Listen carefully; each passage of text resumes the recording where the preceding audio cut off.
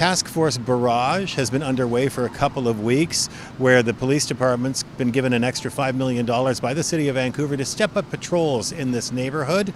They say to target drug dealers, to try to protect the people who live down here, and to protect businesses as well. So we're taking a closer look at that today.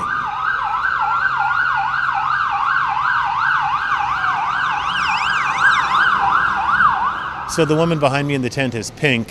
She just got woken up by the city crews and the police here, and she says that those city crews, you can see them over here, will stay until she packs up and leaves, and that this happens to her pretty much every morning. Happens every morning. The city and our police come and wake us up and tell us to move because it's public property.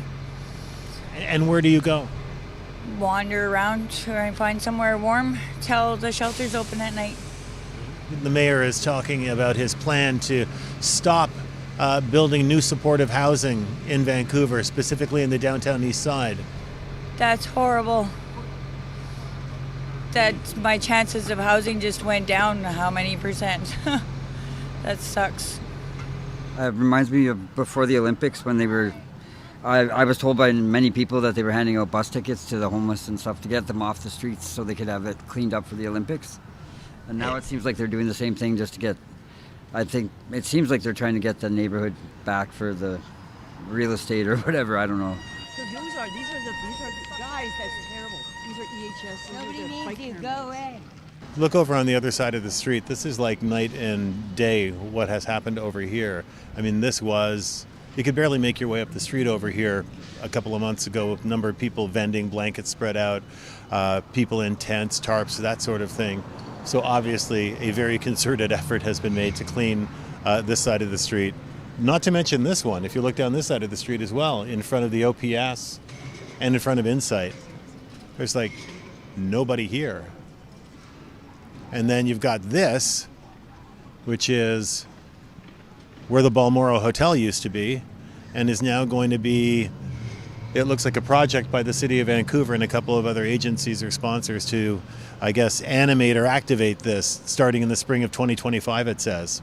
You can feel it. Like it's changed a lot even in the last month.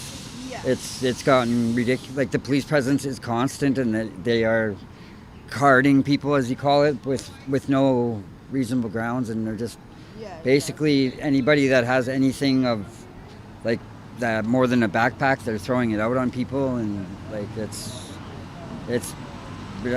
not comfortable down here right now anyways. If they're moving people off the street, then where are those people going? That's what they're trying. Homeless people gone, but where are they going to go? That's the trouble, right? We don't know where to go. I finally got a place, but I was on these streets for 3 years before that, and like they don't have anywhere for you to go. They just tell you to get off the street and take all your stuff. So like, you know, you can't even keep anything, or like blankets and stuff. They throw it all in the garbage every day on you. Been here for how many years, and where are they going to move to? They're just going to go to another area, and I'm sure a lot of areas don't want them in their area. You know what I mean? Yeah. Because I don't think it's all about this mayor gentrification. It's he wants to open up, you know, like, but it's, you got a lot of whole city to build all these new businesses, and I don't think they'd survive anyway, you know. I look down this street, and this street looks a heck of a lot different than it did just a couple of months ago. Well, they got rid of all the tents and everything. Yeah, they don't allow that, which is all right, you know, because, you know, the government was supposed to be behind that with housing, and there was shortage of housing, so they had no place to go. What's interesting is that this area of Hastings and Gore, I barely recognize right now. Amanda Burrows told us on the program yesterday about this building. This is First United. This is another supportive housing building and multi-use building that's going up by First United.